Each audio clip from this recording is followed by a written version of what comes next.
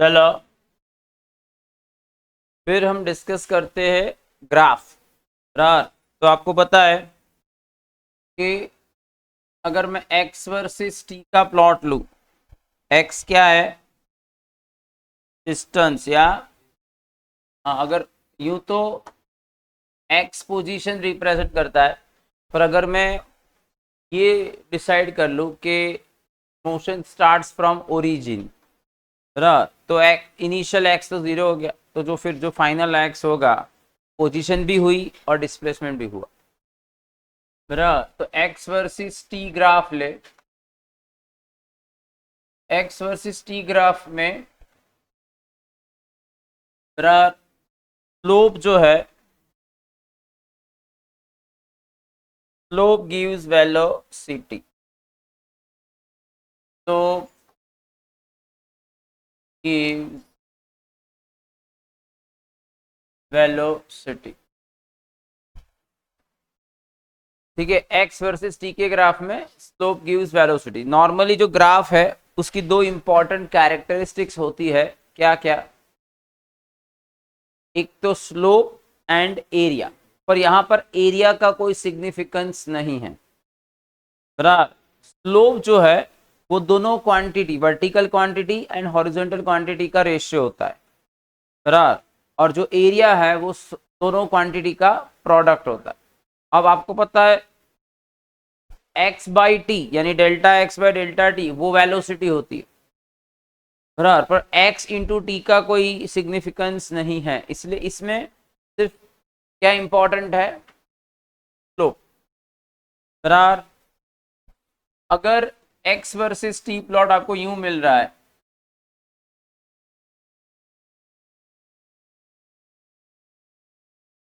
तो इसका slope zero हुआ, समझ में आया, इसका स्लोप जीरो है,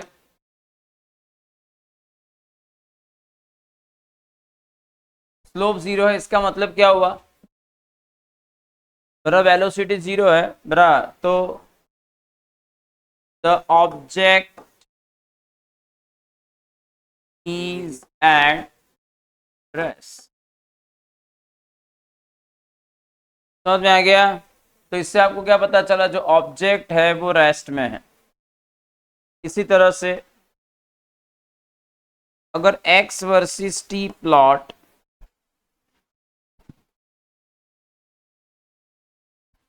आपको u मिलता है, बराबर, स्ट्रेट लाइन है,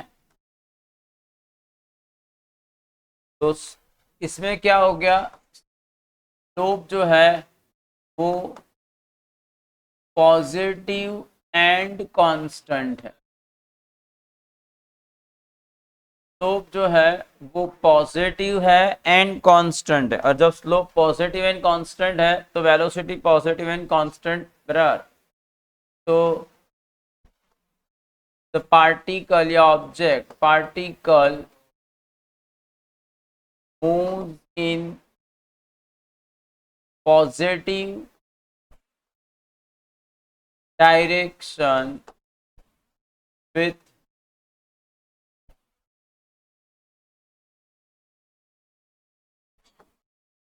यूनिफॉर्म वेलोसिटी, या इट इज यूनिफॉर्म मोशन,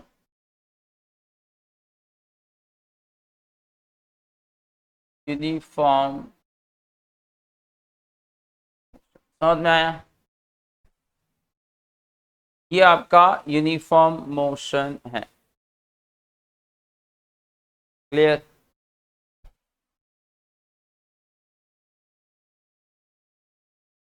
अगर आपको x वर्सेस t का प्लॉट u मिलता है, ये क्या शो करता है, स्लोप नेगेटिव है, स्लोप नेगेटिव है पर कांस्टेंट है। क्यों कांस्टेंट है, क्योंकि स्ट्रेट लाइन है, बराबर, तो इसमें slope negative and constant,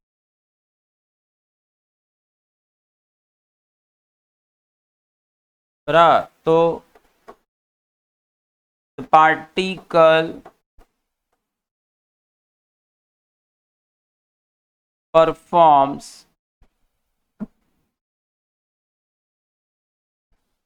uniform motion in negative x direction. समझ में आया?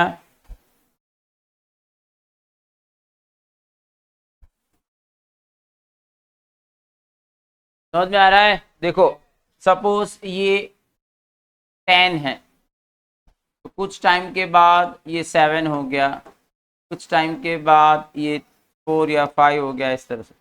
तो आप देख सकते हो वो 10 से x 7 7 से 4 पर जा रहा है, तो वो जा रहा है नेगेटिव x डायरेक्शन, उसका x पॉजिटिव है, वो खुद जा रहा है नेगेटिव x डायरेक्शन। समझ में आया? बराबर। और अगर आपका x वर्सेस t प्लॉट यूं है, बराबर, अगर x versus t plot linear नहीं है तो स्लोप कांस्टेंट नहीं है, और स्लोप कांस्टेंट नहीं है इसका मतलब वेलोसिटी कांस्टेंट नहीं है, वेलोसिटी कांस्टेंट नहीं है इसका मतलब ये एक्सेलरेटेड मोशन। बराबर। तो ये it is accelerated motion in positive x direction। आप अगर स्लोप कंस्ट्रक्ट करो तो यू विल फाइंड कि स्लोप ग्रेजुअली इंक्रीज हो रहा है। समझ में आया? देखो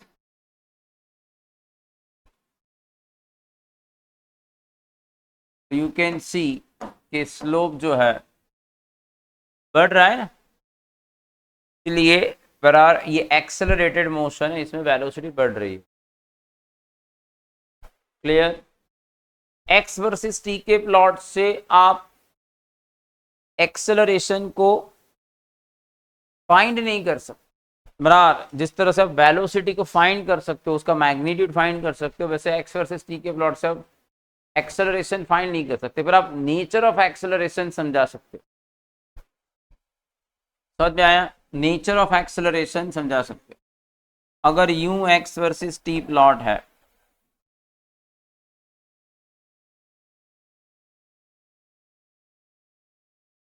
बराबर, आपका एक्स वर्सेस टी प्लॉट, या फिर तो ये डिसेलरेटेड मोशन है, इसमें आप देख सकते हो कि वेलोसिटी का स्लोप ग्रेजुअली डिक्रीज हो रहा है। बराबर, तो इट इज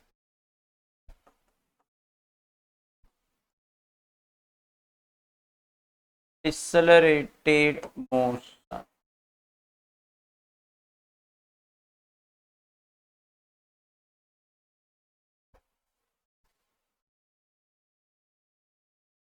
समझ में आया?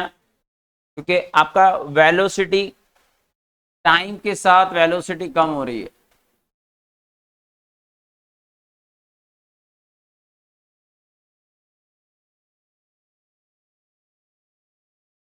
आप देख सकते हो स्लोप ग्रेजुअली डिक्रीज हो रहा है।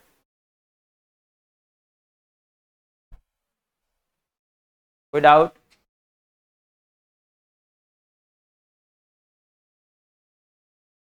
तो अगर आपसे पूछा जाए कि एक जनरल एक्सेलरेशन वर्सेस टाइम के प्लॉट से, सॉरी पोजीशन वर्सेस टाइम के प्लॉट से आप एक्सेलरेशन के बारे में इन जनरल क्या इंफॉर्मेशन दे सकते?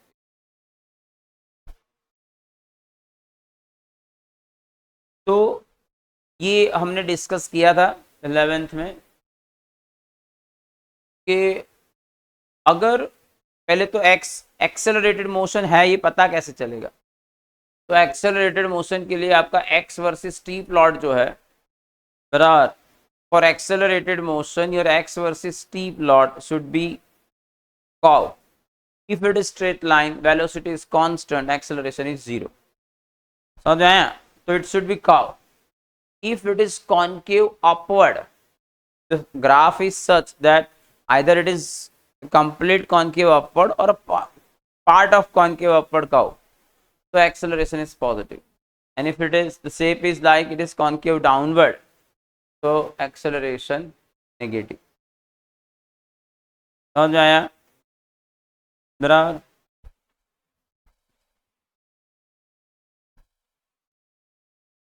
तो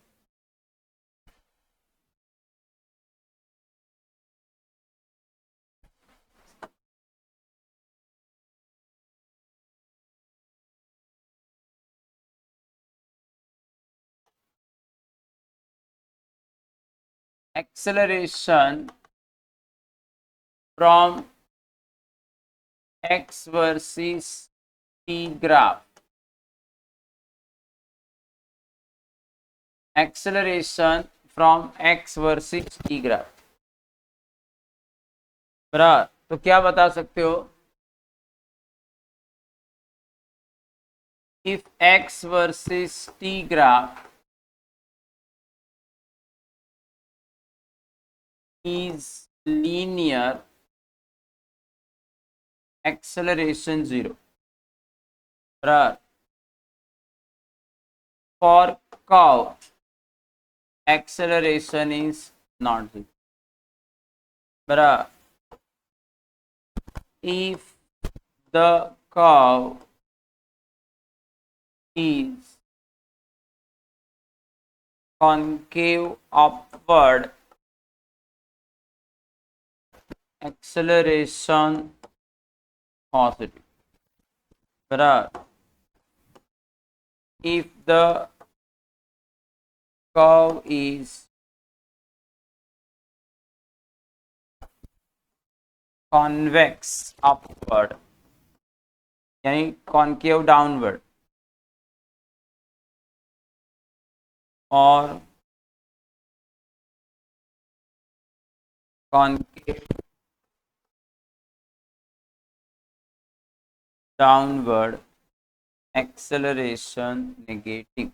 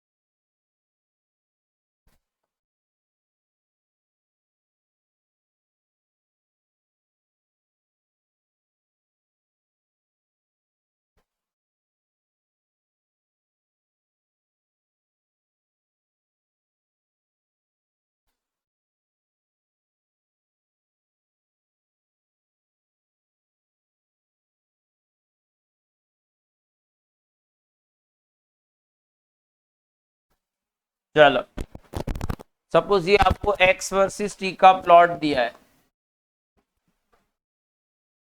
बराबर, ये पॉइंट A है, ये पॉइंट B है, ये पॉइंट C है। हमें A B C पर एक्सेलरेशन एंड वेलोसिटी के बारे में बताना है। बराबर, तो एट पॉइंट A, चलो A पॉइंट के पास, तो ये कॉनकेव अपवर्ड, ये जो पोर्शन है, ये कॉनकेव अपवर्ड वाला पार्ट, जब कॉनकेव अपवर्ड होगा तो एक्सेलरेशन पॉजिटिव। बराबर, तो एक्सेलरेशन पॉजिटिव, और यहां अगर मैं स्लोप बनाऊं तो स्लोप भी पॉजिटिव है, तो वेलोसिटी पॉजिटिव। समझ में आया? एक्सेलरेशन पॉजिटिव है या नेगेटिव है, ये कैसे डिसाइड करने का? वो पॉइंट कॉनकेव अपवर्ड का ऊपर है या पॉइंट कॉनकेव डाउनवर्ड का ऊपर। जो कॉनकेव डाउनवर्ड होगा वो अपवर्ड की ओर कॉन्वेक्स होगा, और यहाँ पर ये अपवर्ड इस डायरेक्शन में कॉनकेव अपवर्ड है, तो डाउनवर्ड कंसीडर करूंगा तो कॉन्वेक्स होगा। समझ में आ रहा है कि नहीं आ रहा है? बराबर, फिर at point B, at B, तो ये कॉनकेव डाउनवर्ड का पार्ट है, इसलिए वहां पर एक्सेलरेशन नेगेटिव। अब एक चीज समझो, एक्सेलरेशन नेगेटिव का मतलब डिसेलरेशन नहीं। बराबर। अगर आपको ये बताना है कि ये एक्सेलरेटेड मोशन है या डिससेलरेटेड मोशन, मैं पॉजिटिव नेगेटिव एक्सेलरेशन जो बता रहा हूं वो उसकी डायरेक्शन के बारे में है। एक्सेलरेशन वेक्टर क्वांटिटी है, और अगर मैं एक्स एक्सिस पर मोशन जो हो रही है उसके लिए बात कर रहा हूं, तो अगर एक्सेलरेशन की डायरेक्शन पॉजिटिव एक्स है तो वो पॉजिटिव कंसीडर करूंगा, और एक्सेलरेशन की डायरेक्शन नेगेटिव है बराबर, तो वो नेगेटिव। समझ में आ रहा है? मेरा कहने का मतलब ये है कि एक्सेलरेशन नेगेटिव होते हुए मोशन एक्सेलरेटेड हो सकती है, और एक्सेलरेशन पॉजिटिव होने यानी एक्सेलरेशन नेगेटिव है फिर भी वो एक्सेलरेटेड हो सकता है, और एक्सेलरेशन पॉजिटिव हो फिर भी वो डिससेलरेटेड मोशन हो सकती है। ये मैं वो आपको समझ में आना चाहिए बराबर, क्योंकि इन सारे टॉपिक से जो क्वेश्चन बनेंगे वो कंसेप्ट बेस्ड होंगे, उनमें टाइम नहीं लगेगा। अगर आप if you are conceptually clear you can answer within 30-40 second बराबर। तो एट पॉइंट बी देखो, ए पॉइंट पर मोशन कैसी है, एक्सेलरेटेड, पॉजिटिव एक्सेलरेशन है इसलिए नहीं, पर एक्सेलरेशन और वेलोसिटी दोनों की साइन सेम हो तो वो मोशन एक्सेलरेटेड होती है। एक्सेलरेशन और वेलोसिटी दोनों की साइन ओपोजिट हो तो वो डिससेलरेटेड मोशन होती है। समझ में आया? अब एट पॉइंट बी लू तो एक्सेलरेशन नेगेटिव, क्योंकि ये कॉन्केव डाउनवर्ड है, और यहां पर अगर मैं स्लोप कंस्ट्रक्ट करूं तो पॉजिटिव है, तो वेलोसिटी पॉजिटिव, ये डिससेलरेटेड है मोशन है बराबर। At C again it's a part of concave downward, तो एक्सेलरेशन नेगेटिव बराबर, यहां पर वेलोसिटी भी नेगेटिव आएगा अगर स्लोप कंस्ट्रक्ट करूं तो वेलोसिटी भी नेगेटिव, पर ये एक्सेलरेटेड मोशन क्योंकि दोनों की साइन सेम आई। समझ में आया? तो आपने ये क्या सीखा, if A and B have same sign it is accelerated। समझ में आया? if x a and v have same sign it is accelerated motion। तो ये हमने डिस्कस किया x versus t। x versus t से आप वेलोसिटी के बारे में तो सब कुछ बता सकते हो बराबर। आप इंस्टेंटेनियस वेलोसिटी फाइंड कर सकते हो, आप एवरेज वेलोसिटी फाइंड कर सकते हो। इंस्टेंटेनियस वेलोसिटी कैसे फाइंड करोगे? लो, उसमें उस पर्टिकुलर जो इंस्टेंट दिया होगा उस इंस्टेंट पर उस इंस्टेंट के करस्पॉन्डिंग पॉइंट आपको ग्राफ में फाइंड करना है और फिर टेंजेंट ड्रॉ करना है। तो टेंजेंट का जो स्लोप होगा वो आपको क्या देगा? Instantaneous velocity. पर अगर आपको एवरेज फाइंड करना है तो एवरेज के लिए हमेशा आपको दो टाइम दिए जाएंगे, t1 t2। तो t1 के करस्पॉन्डिंग पॉइंट ग्राफ पर फाइंड करो, t2 के करस्पॉन्डिंग पॉइंट ग्राफ पर फाइंड करो, और फिर उन्हें ज्वाइन करो। तो वो जो लाइन मिलेगी मेरा, उसका जो स्लोप होगा वो उस टाइम इंटरवल की एवरेज वेलोसिटी देगा।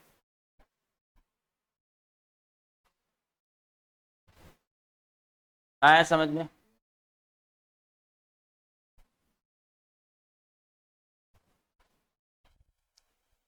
फिर velocity versus time graph.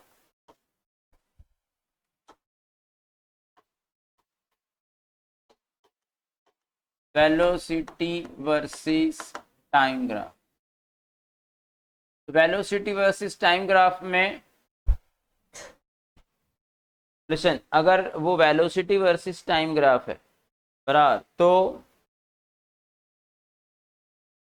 Slope जो है, स्लोप गिव्स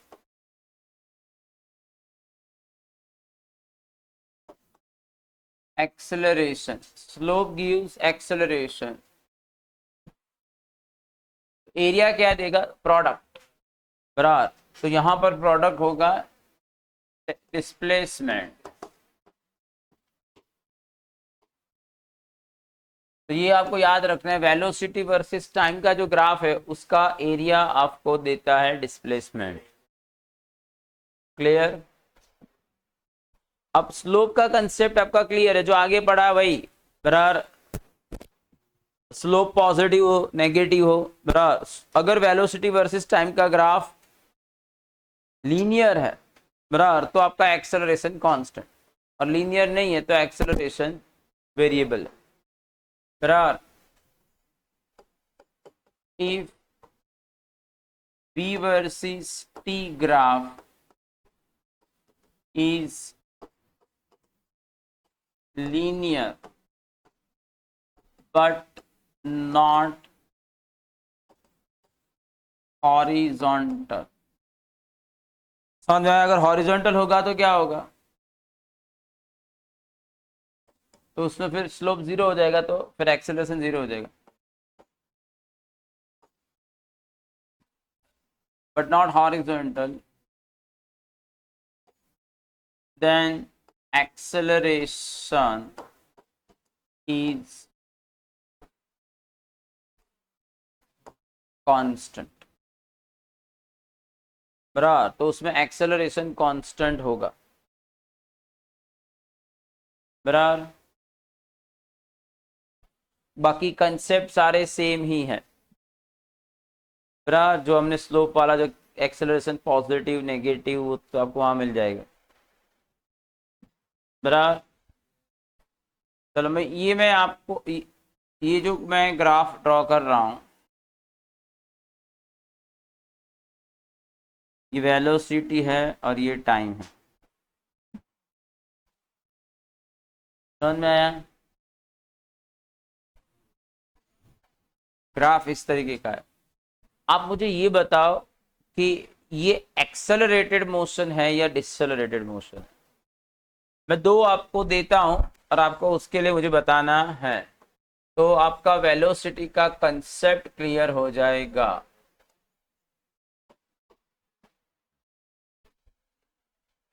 ये वाला एक्सेलरेटेड मोशन है या डिससेलरेटेड, और ये वाला एक्सेलरेटेड मोशन है या डिससेलरेटेड?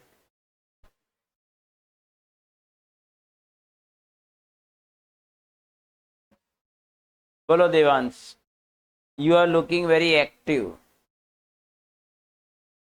Why this is accelerated motion and why it is डिससेलरेटेड?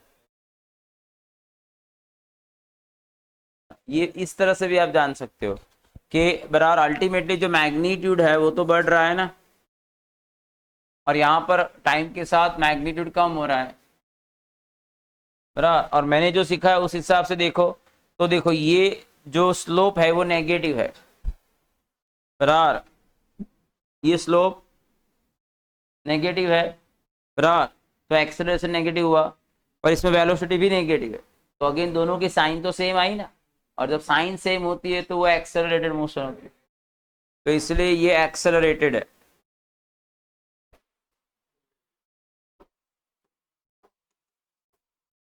Uniform accelerated motion, और ये यूनिफॉर्म डिससेलरेटेड मोशन। अब ऐसे आसान आसान क्वेश्चन फिजिक्स में आते हैं।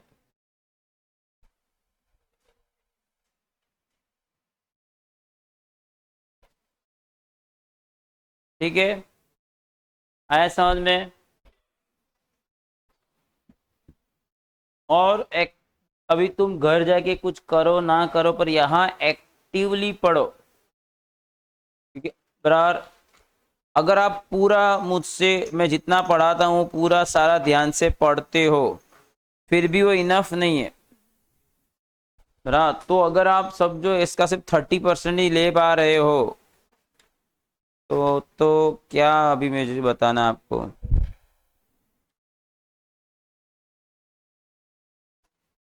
फिर आप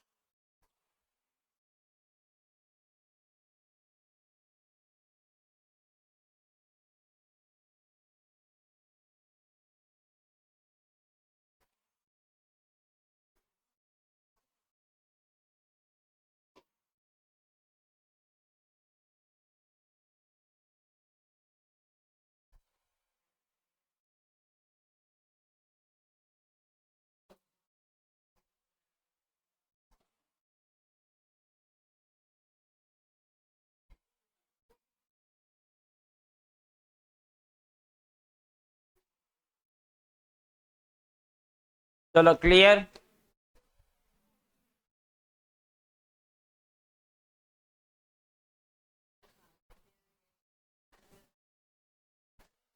चलो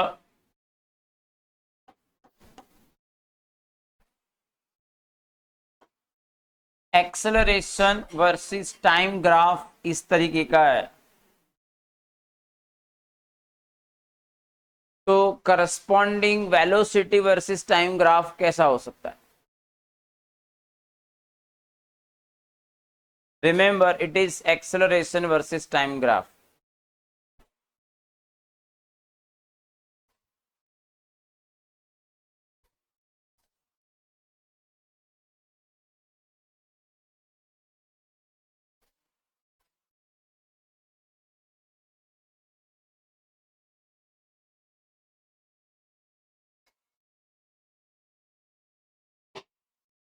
वेरी नाइस।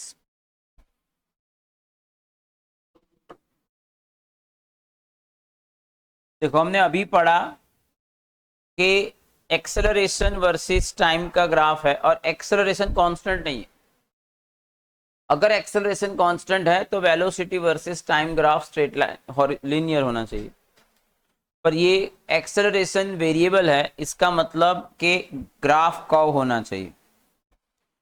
तो इस टाइम तक आपका एक्सेलरेशन बढ़ रहा है और फिर आपका एक्सेलरेशन जीरो हो गया, तो जब एक्सेलरेशन जीरो हो जाएगा तो वेलोसिटी कांस्टेंट।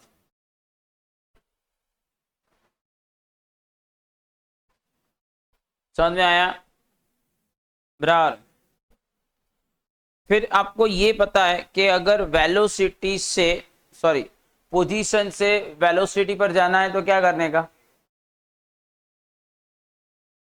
डेरिवेशन।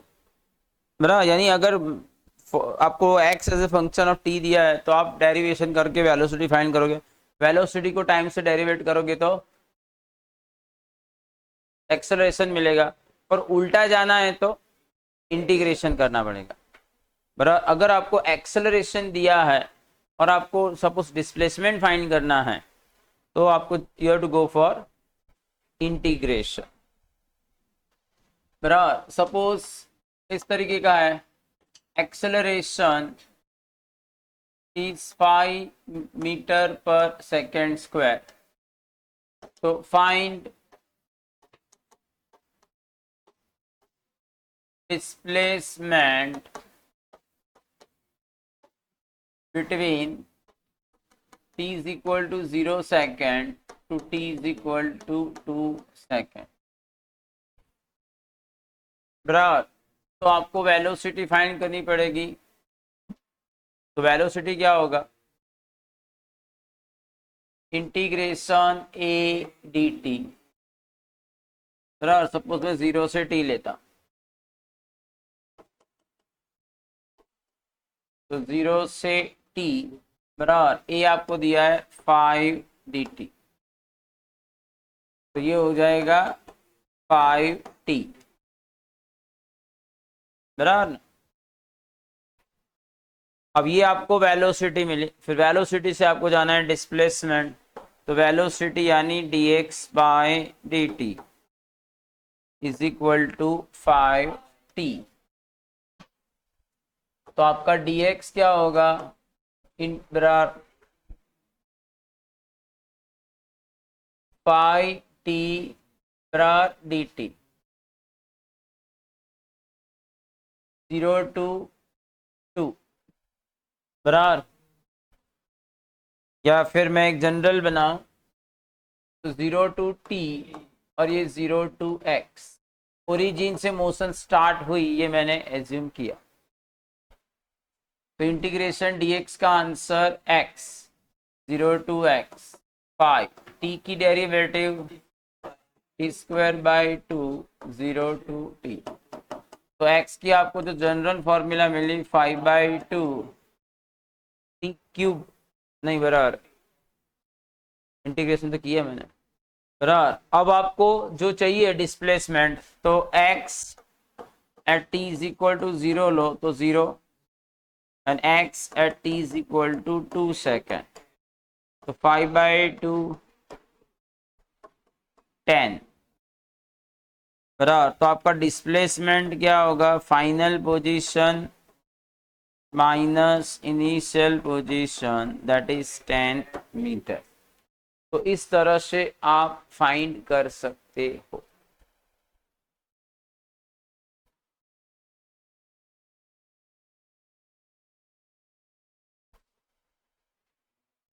आया समझ में? फिर कभी कभी इस तरीके के क्वेश्चंस भी आते हैं। सपोज आपको वेलोसिटी दिया है बीटा x⁵ और आपसे पूछा गया है find acceleration as function of x। आपको x के फॉर्म में क्या फाइंड करना है, एक्सेलरेशन। अब एक्सेलरेशन अगर वेलोसिटी मेरे पास है और अगर मुझे एक्सेलरेशन फाइंड करना है तो मैं कैसे करूंगा, डेरिवेशन। पर यहां पर दिक्कत क्या है, आप वेलोसिटी को विथ रिस्पेक्ट टू डेरिवेट पर किसके रिस्पेक्ट में ये भी पता होना चाहिए। तो अगर मुझे एक्सेलरेशन फाइंड करना है तो मैं वेलोसिटी को with respect to time derivate करूंगा। तो उसके लिए आपके पास velocity as a function of time होना चाहिए। और यहां पर तो velocity as a function of x है बराबर। यहां पर velocity as a function of x है। तो क्योंकि velocity is a function of x तो आपको क्या करना पड़ेगा, लिसन, एक्सेलरेशन तो होता है dv बाय, पर मैं यहां पर v को टाइम के रिस्पेक्ट में डेरिवेट ही नहीं कर सकता। क्यों? क्योंकि मेरे पास v as a function of x है। तो मैं ऐसा कर सकता हूं ना, मैं इसे dx से मल्टीप्लाई करूं और dx से डिवाइड करूं। आया समझ में? तो ये dv by dx into dx by dt, denominator interchange किया बराबर। अब आपको dv बाई dx चाहिए तो उसे फाइंड करो, d बाय dx, b कौन है, बीटा x की पावर 3/2। तो beta as it is, power आगे मल्टीप्लाई होगी और पावर में -1 करना है ना, तो 3/2 -1। और ये dx बाई dt क्या होता है, वो तो वेलोसिटी है। तो एक्सेलरेशन dv बाई dx की वैल्यू मिली आपको 3/2 बीटा x की पावर 1/2 और dx बाई dt यानी v, वो तो आपको पता है बीटा x⁵3/2। तो एक्सेलरेशन क्या हुआ, 3/2 बीटा स्क्वायर और मल्टीप्लीकेशन में पावर का एडिशन 3/2 प्लस 1/2। आया समझ में? इस तरह से आप इस तरह के क्वेश्चंस को सॉल्व कर सकते हो बराबर।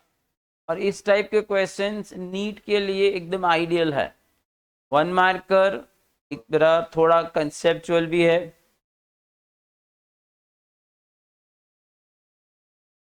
आया समझ में?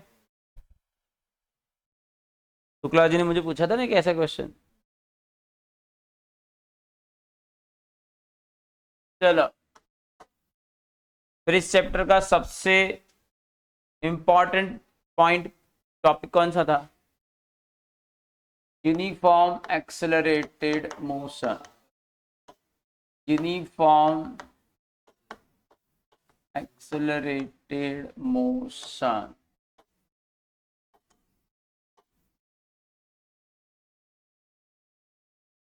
बराबर।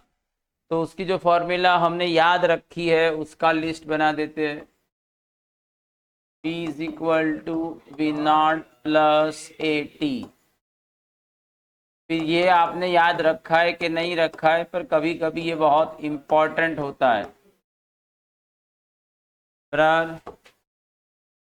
it is equal to v naught t plus half a t square 2ad v square minus v naught square बराबर। फिर एक और थी बराबर, यानी सिर्फ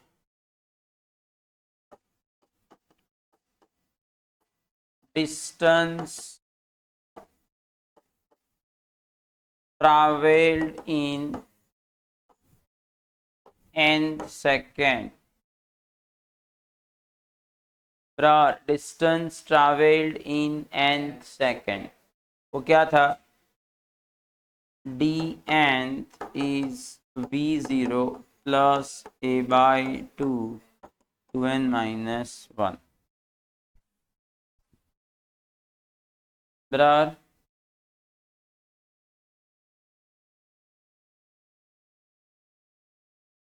फिर इसमें अगर if the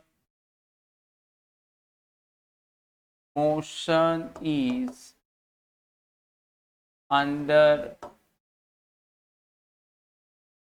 effect of gravity, if the motion is under effect of gravity, तो देन आपको सिर्फ क्या करना है, a is equal to minus g लेना है बराबर। पर इन फॉर्मूला में हमारा कंसिडरेशन डायरेक्ट, अगर लिसन जैसे ये फॉर्मूला है, जब आप ये इक्वेशन अप्लाई कर रहे हो तो d डिस्प्लेसमेंट है वो भी वेक्टर है, तो d v not initial velocity and acceleration, अगर तीनों सेम डायरेक्शन में है तो साइन को कंसीडर करने की जरूरत नहीं है बराबर। साइन कब कंसीडर करना इंपॉर्टेंट हो जाता है, जब कोई एक ऑपोजिट डायरेक्शन में हो। जैसे ये एक क्वेश्चन मैं आपको बता रहा हूं बराबर, सपोज ये आपको हाइट ऑफ टावर कुछ दी गई है, यहां से आपने किसी ऑब्जेक्ट को ऊपर फेंका बराबर, और वो यूं नीचे आया। अब इस केस के लिए मुझे ये वाली फॉर्मूला अप्लाई करनी है, तो इसमें डी नेगेटिव हो गया, ये आपकी इनिशियल पोजीशन और ये फाइनल पोजीशन, तो आपका बराबर जो डिस्प्लेसमेंट है वो डाउनवर्ड है, तो according to our sign consideration it is negative बराबर। It is the motion under the effect of gravity, तो g is also acceleration is minus g, तो g नेगेटिव कंसिडर करेंगे क्योंकि वो डाउनवर्ड है, but initial velocity is in upper direction, समझ में आया। तो वो मुझे पॉजिटिव लेनी, तो d और a दोनों नेगेटिव लेना पड़ेगा और v नॉट मुझे पॉजिटिव लेना पड़ेगा। पर सपोज इसी ऑब्जेक्ट को मैं नीचे की ओर थ्रो करता हूं, तो फिर v नॉट भी नेगेटिव है, तो तीनों नेगेटिव है, तो फिर उसमें साइन कंसीडर नहीं करोगे तो चलेगा, क्योंकि तीनों नेगेटिव होंगे तो फिर माइनस कॉमन निकल कर यू भी निकल जाने वाला है। आया समझ में, तो ये आपको ध्यान में रखना है बराबर।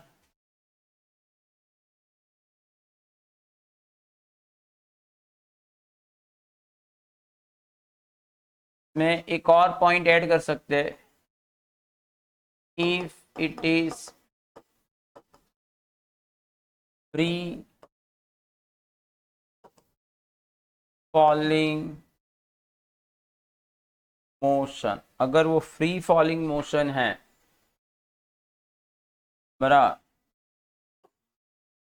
देन इनिशियल वेलोसिटी भी जीरो लेनी है और a आपको माइनस जी लेना है।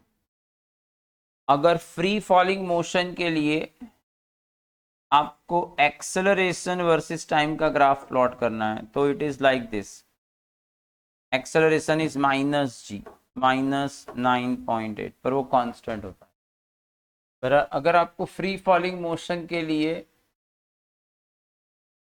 वेलोसिटी वर्सेस टाइम प्लॉट करना है बराबर, तो आपकी वेलोसिटी बराबर फ्री फॉलिंग है तो टाइम के साथ इंक्रीज होती है, तो इट इज लाइक दिस। और अगर आप डिस्प्लेसमेंट, क्योंकि अब ये डिस्प्लेसमेंट वर्टिकल डायरेक्शन में होगा एंड नॉर्मल भी consider vertical as a Y, तो अगर मैं y वर्सेस t प्लॉट करूं तो वो कैसा होगा, इट इज बराबर पैराबोला। पैराबोला कब मिलता है? जब किसी एक की पावर 1 और दूसरे की पावर 2 हो। अब ये जो फॉर्मूला है बराबर ये वाली, तो फ्री फॉलिंग मोशन है तो ये 0 हो जाएगा। अब यहाँ पर दो वेरिएबल कौन होंगे, y और t, तो y की पावर 1 t की पावर 2, तो क्या हुआ?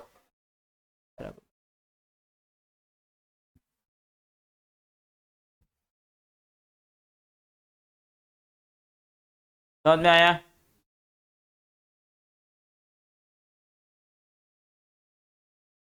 फिर लिसन, कई बार यूजफुल क्वेश्चन है, यूजफुल फॉर्मूला जो है, जैसे कि मैक्सिमम हाइट, तो मैक्सिमम हाइट क्या होगी?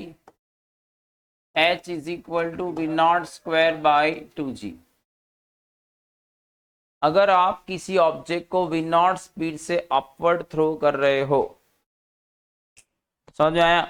अगर आपने किसी ऑब्जेक्ट को वी नॉट स्पीड से अपवर्ड थ्रो किया बराबर, तो maximum height V naught speed होगी, तो उसके करस्पॉन्डिंग वो कितनी मैक्सिमम हाइट ऑब्टेन करेगा? V naught. इसी तरह से बराबर वेलोसिटी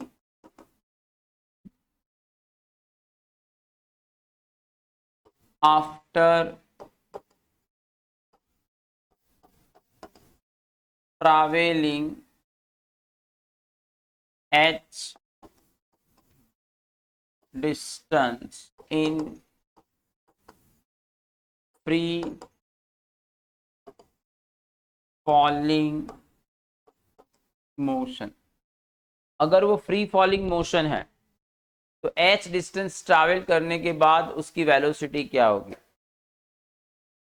बराबर, तो वो यहीं से मिल जाएगी। यही फॉर्मूला है, v is equal to under root 2gh बराबर। तो ये आपको जितना याद रहेगा उतनी आसानी से आप इसे कर पाओगे बराबर। फिर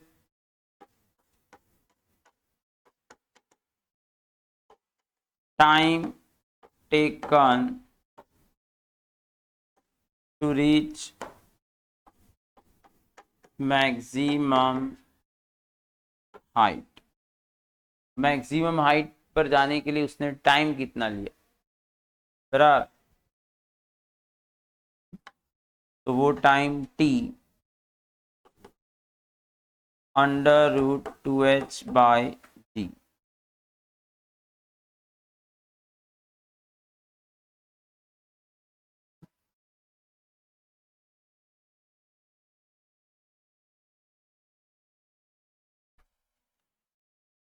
समझ में आया ना?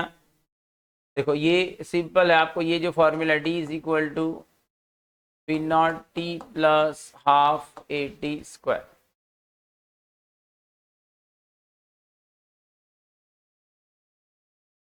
ये आपका h V naught T minus half D T square. एक मिनट, मैक्सिमम हाइट के लिए पहले ये लेंगे, v is equal to A T, ये आपको a के फॉर्म में मिलेगा बराबर। तो मैक्सिमम हाइट पर velocity 0, V naught minus G T, तो आपको t क्या मिला? वी नॉट बाय जी। तो ये आपको t वी नॉट के फॉर्म में मिला बराबर। अब आपके पास h है, तो आप वी नॉट की फॉर्मूला h के फॉर्म में ये लिख सकते हो ना, तो अंडर रूट 2gh बाय, तो ये हो जाएगा ना 2h बाय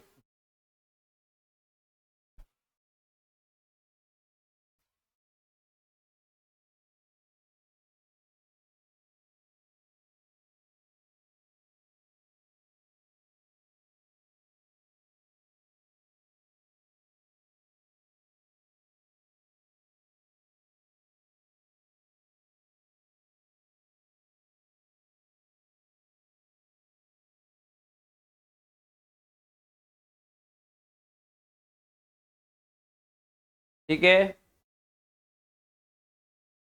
प्रैक्टिस आपको इस टॉपिक की सबसे ज्यादा करनी है।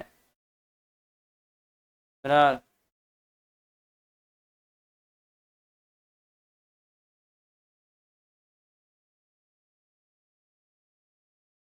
फिर अगर रेस्ट पोजीशन से मोशन स्टार्ट होती है, अगर वो मोशन एक्सेलरेटेड है, एक्सेलरेटेड मोशन, तो हर इक्वल टाइम इंटरवल में जो डिस्टेंस ट्रैवल होगा उसका रेशियो क्या होगा? 1:3:5। ये गैलीलियो लॉ है, समझ में आया? तो ये सब चीजें आपको डायरेक्टली याद होनी चाहिए। फिर अगर ऐसे क्वेश्चंस को आप गलत करके आते हो तो कोई मतलब नहीं। ठीक है,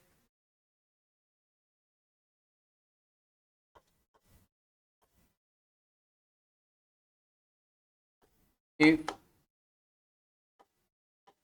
motion starts from rest and if it is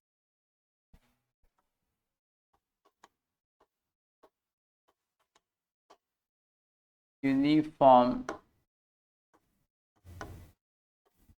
accelerated motion,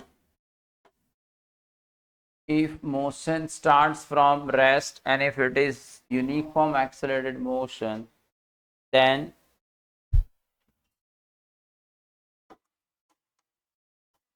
this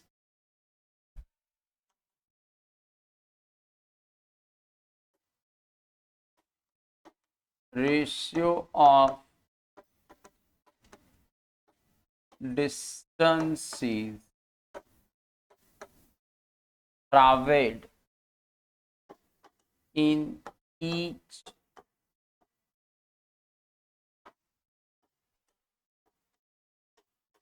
successive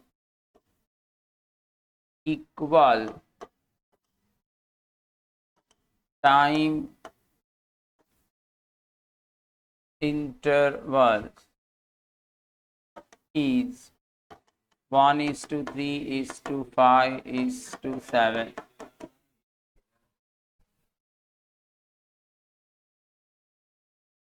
ठीक है, चलो ये आपको पता है। If motion starts from rest and it is uniform accelerated motion, ratio of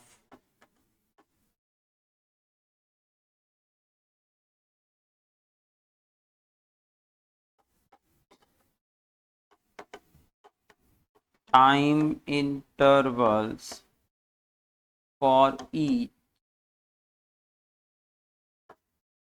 equal distance traveled is।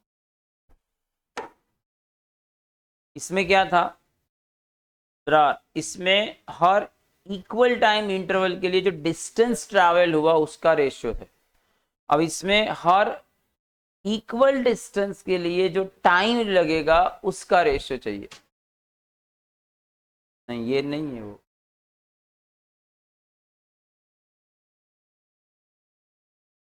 One by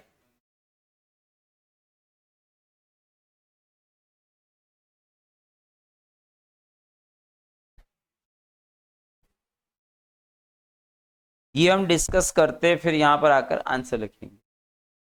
question समझ में आया?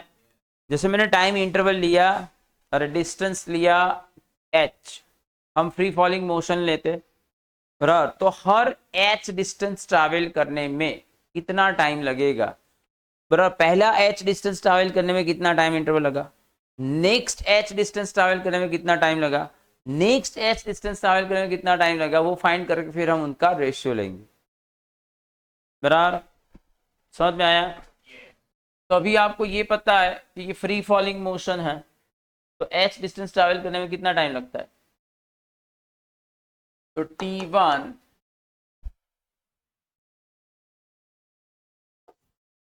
हाँ very nice, under root 2h/g। बराबर, तो बराबर समझ में आया? तो फर्स्ट h डिस्टेंस ट्रैवल करने में इतना टाइम लगा। अब 2h डिस्टेंस ट्रैवल करने में कितना टाइम लगेगा? तो अंडर रूट 2h की जगह ले लो 2h/g। ये आपको क्या मिला? Under root 4h/g। बराबर, तो मुझे नेक्स्ट h डिस्टेंस ट्रैवल करने में कितना टाइम लगा? बराबर, फर्स्ट h डिस्टेंस ट्रैवल करने में ये टाइम लगा। बराबर, तो सेकेंड h डिस्टेंस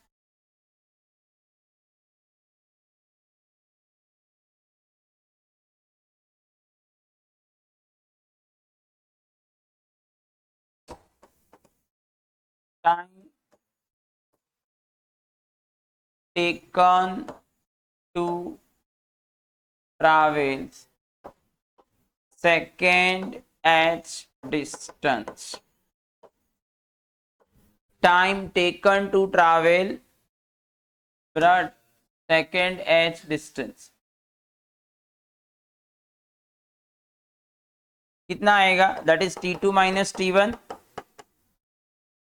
बराबर, t2 वो टोटल टाइम है जिसमें बराबर 2h डिस्टेंस ट्रैवल हुआ है। बराबर, और ये वो टाइम है जिसमें h डिस्टेंस ट्रैवल हुआ है। तो इन दोनों का सब्ट्रैक्शन करूं तो वो नेक्स्ट h डिस्टेंस ट्रैवल करने जो टाइम लगे मुझे मिल जाएगा। तो अंडर रूट 4h यानी 2 into 2h/g minus under root 2h/g। तो अंडर रूट 2h/g में कॉमन ले लूं, √2 - 1 हो जाएगा। समझ में आया? अब इसी तरह से t3 लू, यानी 3h डिस्टेंस ट्रैवल करने में कितना टाइम लगा? तो 2 3h/g। बराबर, तो t3 माइनस t2 आपका क्या होगा? नेक्स्ट h डिस्टेंस ट्रैवल करने में जो टाइम लगा वो। तो under root 2 3h/g minus under root 2 into 2h/g। तो अंडर रूट 2h/g कॉमन ले ले, तो √3 माइनस √2। समझ में आया? तो अगर इस तरह से आप जाते हो लिखो, तो फर्स्ट h डिस्टेंस ट्रैवल करने में कितना टाइम लगा? नेक्स्ट h डिस्टेंस ट्रैवल करने में कितना टाइम लगा? √2 minus 1। Next h distance travel करने में कितना टाइम लगा? √3 माइनस √2। अगर इस तरह से आप आगे जाओगे तो यहां इसके बाद आएगा √3h/g under root 4 minus under root 3, फिर under root 5 minus under root 4। अब रेशियो में तो जो चीज कॉमन होती है कैंसिल हो जाती है, तो ये सब में निकल जाएगा। तो आपका आंसर क्या आया? 1:√2 माइनस 1। अब आप इसे यूं भी लिख सकते हो, √2 माइनस √1 बराबर, फिर ये पीछे चला जाएगा, ये आएगा √3 माइनस √2, फिर आएगा हाँ। अब आप ये अगर आपने ध्यान रखा है तो इसे आप डायरेक्टली याद रख सकते हो।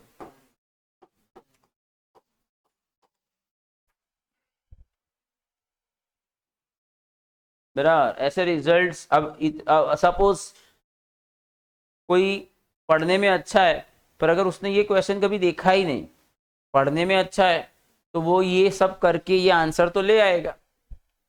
हाँ, पर वो इसमें 3-4 मिनट लगाएगा। आपने अगर इसे याद रखा है तो वो आप 20-30 सेकंड में कर सकते हैं।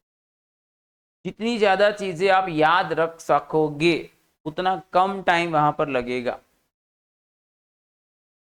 बराबर, जो लोग कंसेप्चुअली क्लियर होते वो लोग सॉल्व तो कर सकते, बराबर, पर एक चीज ये है कि फिर उतना टाइम भी तो होना चाहिए। बराबर, तो ये आपको समझ में आया। ये हर equal distance uniform accelerated motion में इक्वल डिस्टेंस ट्रैवल करने के लिए जो टाइम लगेगा वो है।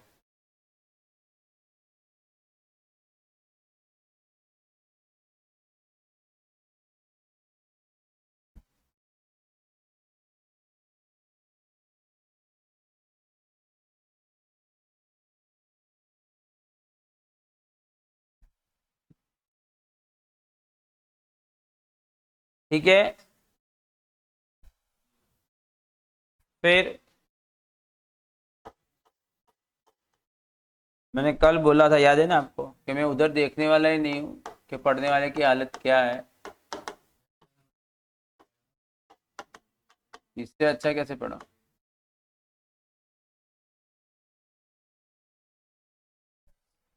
स्टॉपिंग डिस्टेंस, बराबर, तो स्टॉपिंग डिस्टेंस क्या था,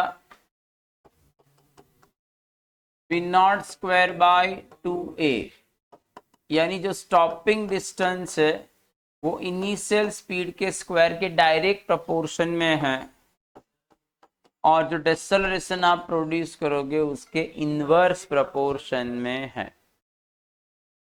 बराबर, तो अगर आपको स्टॉपिंग डिस्टेंस कम कर, जितना स्टॉपिंग डिस्टेंस ज्यादा, एक्सेलरेशन अरे एक्सीडेंट के चांसेस उतने ज्यादा। बराबर, तो अगर आपको एक्सीडेंट अवॉइड करना है तो क्या करना चाहिए, स्टॉपिंग डिस्टेंस कम होना चाहिए। और स्टॉपिंग डिस्टेंस कम करने के दो तरीके हैं, या तो इनिशियल वेलोसिटी कम रखो, या ये जो बराबर डिसेलरेशन है वो ज्यादा होना चाहिए। पर डिसेलरेशन तो जो आपका व्हीकल है उसकी जो उनकी जो ब्रेक्स है उन पर डिपेंड करता है, बराबर, तो उस पर आप उतना ज्यादा ट्रस्ट नहीं कर सकते। तो सबसे आसान तरीका है इनिशियल स्पीड कम होनी चाहिए। बराबर, झड़पनी मजा, मौतनी सजा। बराबर, स्पीड थ्रिल्स बट किल्स। तो स्टॉपिंग डिस्टेंस के रिगार्डिंग भी क्वेश्चन आता है कि इतनी इनिशियल स्पीड है तब स्टॉपिंग डिस्टेंस इतना है। डायरेक्ट क्वेश्चंस आपको बस ये याद होना चाहिए, बराबर, कि जब 40 किलोमीटर पर आवर की स्पीड है या 30 किलोमीटर पर आवर की स्पीड है तो ये स्टॉपिंग डिस्टेंस इतना है। तो अगर स्टॉपिंग डिस्टेंस अरे स्पीड इतनी है तो स्टॉपिंग डिस्टेंस कितना होगा, सिर्फ आपको रेशियो ले लेना ये वाला कंसेप्ट यूज करके। बराबर, तो ये आपको ध्यान में होना चाहिए। फिर था रिलेटिव वेलोसिटी। तो listen, velocity of A respect to B is VA minus VB. Similarly, velocity of B respect to A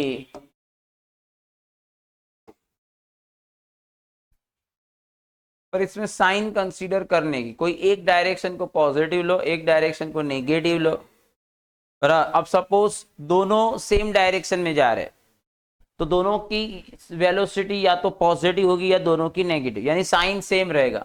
जब साइन सेम होती है तो सब्ट्रैक्शन में सब्ट्रैक्शन ही होता है, इसलिए आपको रिलेटिव वेलोसिटी कम मिलेगी। तो जब दोनों सेम डायरेक्शन में जा रहे हो तो रिलेटिव वेलोसिटी का मैग्नीट्यूड कम होगा, और अगर दोनों सेम डायरेक्शन में सेम स्पीड से जा रहे हैं तो रिलेटिव वेलोसिटी जीरो, सेम होगा तो सब्ट्रैक्शन में जीरो हो जाएगा। और दोनों अगर ओपोजिट डायरेक्शन में जा रहे हैं तो एक की वेलोसिटी पॉजिटिव होगी दूसरे की नेगेटिव। सपोज ए की पॉजिटिव है और बी की नेगेटिव, तो माइनस माइनस प्लस हो जाएगा, तो उस वक्त पर मैग्नीट्यूड का एडिशन होगा। तो दोनों अगर ओपोजिट डायरेक्शन में जा रहे हैं तो रिलेटिव वेलोसिटी का मैग्नीट्यूड दोनों की वेलोसिटी के मैग्नीट्यूड से ज्यादा होगा क्योंकि उसमें एडिशन होता है। और दोनों सेम डायरेक्शन में जाते हैं तो सब्ट्रैक्शन होता है, इसलिए रिलेटिव वेलोसिटी का मैग्नीट्यूड दोनों की वेलोसिटी के मैग्नीट्यूड से कम होता है। समझ में आया। फिर हमने रिलेटिव डिस्प्लेसमेंट,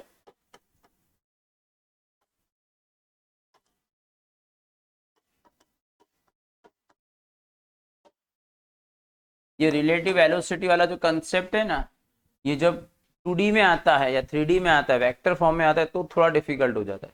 1 डायमेंशन में उतना प्रॉब्लम नहीं है, पर 3 डायमेंशन में तो आपको समझ में आना चाहिए, कंसेप्ट आपका क्लियर होना चाहिए। चलो,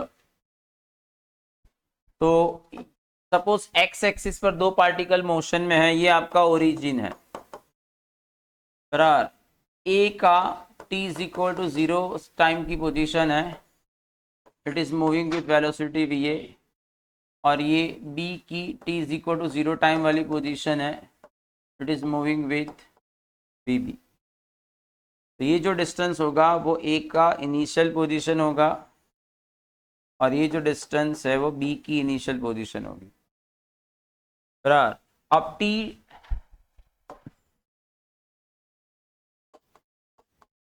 at time t,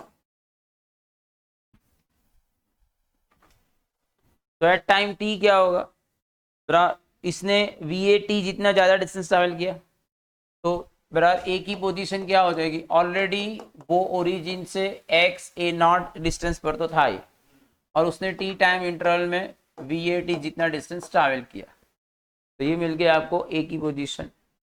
similarly B की पोजीशन होगी X B naught plus we B T. तो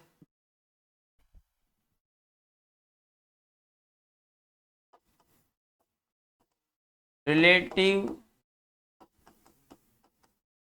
position of t with respect to a, so that is x b a। तो x b a क्या होगा, x b minus x a, तो x B naught plus we B t minus x A naught plus V A T.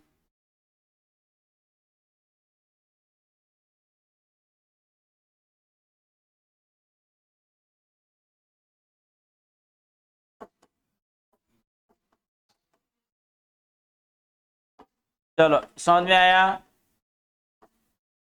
तो ये मिला आपको position of b with respect to a, position of b with respect to a, आया समझ में। अब इसमें 3 अलग अलग केसेस थे। अगर V A is equal to V B है, दोनों की वेलोसिटी सेम होगी, तो दोनों के x वर्सेस t के ग्राफ सेम होंगे यूं, तो दोनों के बीच का जो डिस्टेंस है वो टाइम के साथ चेंज नहीं होगा। तो दोनों रिलेटिवली कैसे हुए, रेस्ट में। दोनों रिलेटिवली कैसे हुए, रेस्ट में बराबर, क्योंकि दोनों की वेलोसिटी सेम है, तो ये पार्ट 0 हो गया, तो हर इंस्टेंट पर उनके बीच का ये जो डिस्टेंस है it will remain as it is. समझ में आया। फिर suppose V A is greater than V B, ये एक्स ए है, एक्स ए नॉट है, और ये एक्स बी नॉट। अगर ये केस है तो इसमें क्या होगा, ए पीछे और बी आगे, और जो पीछे उसकी वेलोसिटी ज्यादा है, अगर जो पीछे उसकी वेलोसिटी ज्यादा है तो कभी ना कभी तो ओवरटेक ले ही लेगा बराबर। तो आपको ये यू मिलेगा ग्राफ, तो ये एक्स ए नॉट एक्स बी नॉट। अब ये वो टाइम है जिस टाइम पर ओवरटेक हुआ, और ये वो पोजीशन है जिस पोजीशन पर ओवरटेक हुआ। अगर आपको फाइंड करना है तो कैसे फाइंड करोगे, तो ये वो टाइम है जहां पर एक्स ए और एक्स बी दोनों की वैल्यू सेम है, तो X A is equal to X B, यानी X A naught plus V A T X B naught plus we B T. समझ में आया। तो इसे एक्स इस तरह से हो जाएगा V A minus V B T is equal to X P naught minus x A naught. तो टी हो गया X B naught minus x A naught V A minus V B. तो ये फॉर्मूला से आपको वो टाइम मिल जाएगा जिस टाइम पर बराबर ए बी का ओवरटेक कर रहा है, और वो टी की वैल्यू फिर इसमें पुट करो या इसमें पुट करो तो फिर आपको वो पोजीशन मिल जाएगी जहां पर ए ने बी को ओवरटेक किया। ठीक है, ये केस 1, ये केस 2, ये केस 3। अगर V A less than V B होगा तो क्या होगा बता सकते हो? अगर V A less than V B होगा यानी जो पीछे जा रहा है उसकी स्पीड कम है तो वो और दूर होता जाएगा। हाँ, दिल की बात आ गई तेरे, दूरियां बढ़ती जाएगी। चलो समझ में आया?